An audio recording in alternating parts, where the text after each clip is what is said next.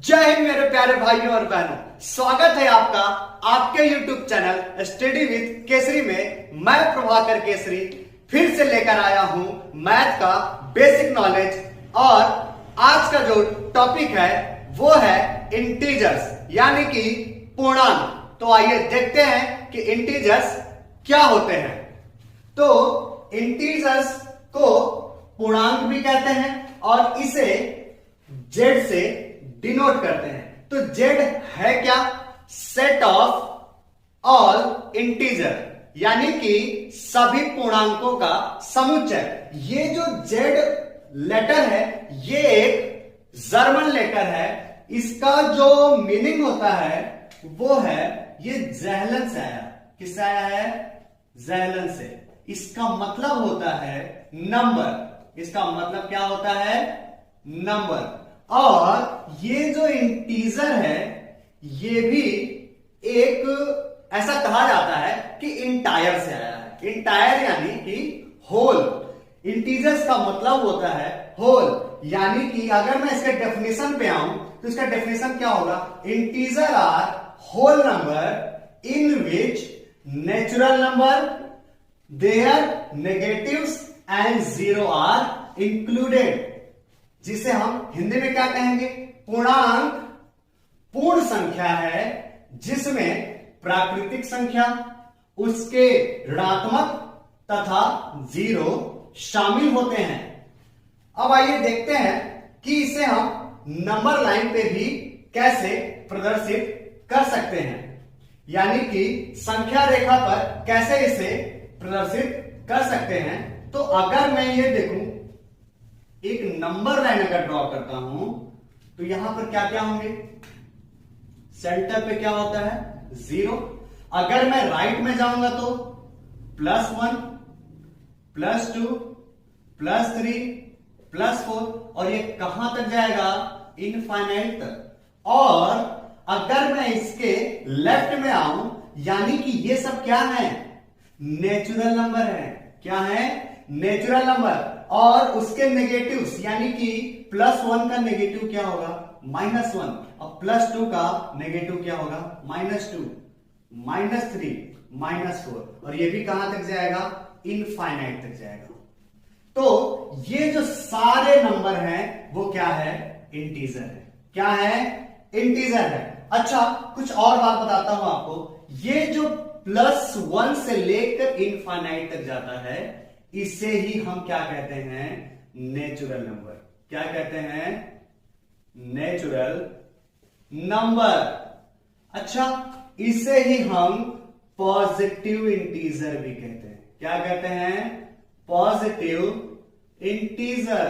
हिंदी में क्या कहते हैं? धनात्मक पूर्णांक। क्या कहते हैं? धनात्मक पूर्णांक। मैंने आपको बताया था ना, नेचुरल नंबर होंगे तो नेचुरल नंबर आपको दिख रहे हैं और उसके अपोजिट्स को क्या कहेंगे? यहां से लेके इनफाइनाइट तक नेगेटिव इंटीजर। क्या कहेंगे? Negative integer. इसे हिंदी में क्या कहेंगे? ऋणात्मक पूर्णांक। क्या कहेंगे? ऋणात्मक पूर्णांक। अच्छा, मैंने आपको पिछले क्लासेस में बता दिया था कि पॉजिटिव इंटीजर को Z+ से शो करते हैं। अच्छा, यहां पर जीरो तो बच गया। तो जीरो क्या है? जीरो पॉजिटिव इंटीजर है कि नेगेटिव इंटीजर है? तो जीरो ना तो पॉजिटिव इंटीजर है और ना तो नेगेटिव इंटीजर है। जीरो एक न्यूट्रल इंटीजर है। क्या है? Neutral integer. क्या है? Neutral integer. हिंदी में क्या कहेंगे इसे? उदासीन पूर्णांक। क्या कहेंगे? उदासीन पूर्णांक। इसे हम और भी तरीके से क्या डिफाइन कर सकते हैं? तो हां, कर सकते हैं। कैसे डिफाइन कर सकते हैं? अगर आप ये देखेंगे कि an integer is a rational number. क्या है? इंटीजर क्या है? Rational number which no fractional part, which no fractional part, यानी कि सभी रेशनल नंबर जो फ्रैक्शन में नहीं हो, सभी रेशनल नंबर जो फ्रैक्शन में नहीं हो, होल में हो, उसे ही हम क्या कहते हैं, इंटीजर कहते हैं।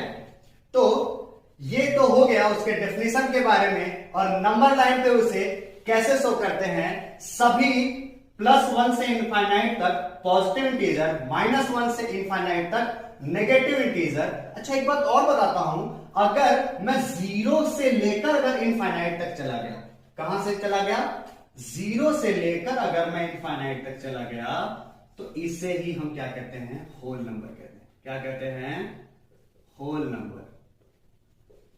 यानी कि +1 से इनफाइनाइट तक नेचुरल नंबर यानी पॉजिटिव इंटीजर, 0 से इनफाइनाइट तक होल नंबर। और अगर मैं किसी बैग में पॉजिटिव इंटीजर भर दूं, नेगेटिव इंटीजर भर दूं, और ये 0 यानी कि न्यूट्रल इंटीजर भर दूं, तो उस बैग का नाम हो जाएगा क्या, इंटीजर। उस बैग का नाम क्या हो जाएगा, इंटीजर। तो आइए अभी कुछ और इंटरेस्टिंग बात बताता हूं। तो आइए अब देखते हैं इंटीजर्स के बारे में कुछ इंटरेस्टिंग बातें। तो यहां पर मैंने नंबर लाइन को पहले से ही लिख दिया है। तो पहला सवाल क्या है, स्मॉलेस्ट इंटीजर, सबसे छोटा पूर्णांक। तो सबसे छोटे के लिए हम नंबर लाइन में लेफ्ट की तरफ जाएंगे, क्योंकि लेफ्ट की तरफ जाने पर इंटीजर घटते ही जाता है। तो जब हम लेफ्ट की तरफ जा रहे हैं तो हमें क्या मिल रहा है, इनफाइनाइट, यानी कि इनफाइनाइट जो होता है वो नॉट डिफाइंड होता है, इसीलिए कोई भी स्मॉलेस्ट नंबर नहीं होता है। तो आंसर क्या होगा, नो, नो स्मॉलेस्ट इंटीजर। अच्छा अब हम बात करते हैं लार्जेस्ट इंटीजर की। तो लार्जेस्ट इंटीजर के लिए हमको नंबर लाइन में राइट की तरफ जाना पड़ेगा, क्योंकि नंबर लाइन में राइट की तरफ जब जाते हैं तो इंटीजर्स की वैल्यू बढ़ते ही जाती है। लेकिन जब हम राइट की तरफ भी जा रहे हैं तो हमें क्या मिल रहा है, इनफाइनाइट, यानी कि फिर से इनफाइनाइट, नॉट डिफाइंड होता है, इसीलिए इसका भी आंसर होगा नो, यानी कि नो लार्जेस्ट इंटीजर। अब आते हैं तीसरे सवाल पर। तीसरा सवाल क्या है, स्मॉलेस्ट पॉजिटिव इंटीजर, सबसे छोटा धनात्मक पूर्णांक। तो आपको सबसे छोटा धनात्मक पूर्णांक अगर देखना है तो धनात्मक पूर्णांक कहां से शुरू होता है, 1 से। तो सबसे छोटा कौन सा हुआ, +1 ही हुआ। तो इसका आंसर क्या होगा, +1। अगला सवाल, लार्जेस्ट नेगेटिव इंटीजर, सबसे बड़ा ऋणात्मक पूर्णांक। तो कौन होगा, ऋणात्मक पूर्णांक बोल रहा है यानी नेगेटिव इंटीजर, तो हमें लेफ्ट में जाना पड़ेगा। तो सबसे छोटा नेगेटिव इंटीजर कौन है, -1। क्या है, -1। अगले सवाल पे आते हैं। हमारे पास क्या है, नेगेटिव इंटीजर है और 0। तो हमें बताना है कि इन दोनों में बड़ा कौन है और छोटा कौन है, यानी ऋणात्मक पूर्णांक और शून्य में बड़ा। तो हमेशा याद रखिएगा कि जो लेफ्ट में होगा वो छोटा होगा और जो राइट में होगा वो बड़ा होगा। यानी कि नेगेटिव इंटीजर्स लेफ्ट में है और 0 कहां है, राइट में, इसीलिए 0 क्या होगा, बड़ा होगा। अब आते हैं अगले सवाल पर। अगला सवाल है कि 0 बड़ा है कि पॉजिटिव इंटीजर बड़ा है। तो पॉजिटिव इंटीजर 0 के राइट में आता है, और मैंने बोला था जो भी राइट में होगा वो लेफ्ट वाले से बड़ा होगा, इसीलिए पॉजिटिव इंटीजर जितने भी हैं वो 0 से क्या हैं, बड़े हैं। 0 से क्या हैं, बड़े हैं। अगला सवाल जो सबसे इंपॉर्टेंट सवाल है, left side integer on number line, यानी कि नंबर लाइन में लेफ्ट साइड पे जो इंटीजर हैं और राइट साइड में जो इंटीजर हैं उनमें कौन बड़ा और कौन छोटा है। तो मैं शुरू से ही कह रहा हूं कि जो भी राइट में होगा वो लेफ्ट वाले से क्या होगा, बड़ा होगा।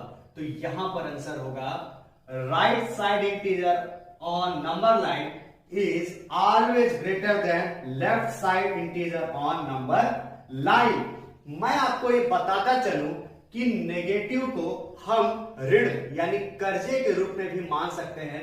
अब प्लस वाले को हम लोग अपने एक्स्ट्रा धनराशि के रूप में भी मान सकते हैं। तो ये रहा आज का टॉपिक इंटीजर। तो आप कमेंट सेक्शन में बताइए कि कैसा लगा आपको ये क्लास। आपके पास कोई भी डाउट हो इस टॉपिक से रिलेटेड तो कमेंट सेक्शन में जरूर बताएं। तब तक के लिए जय हिंद, जय भारत।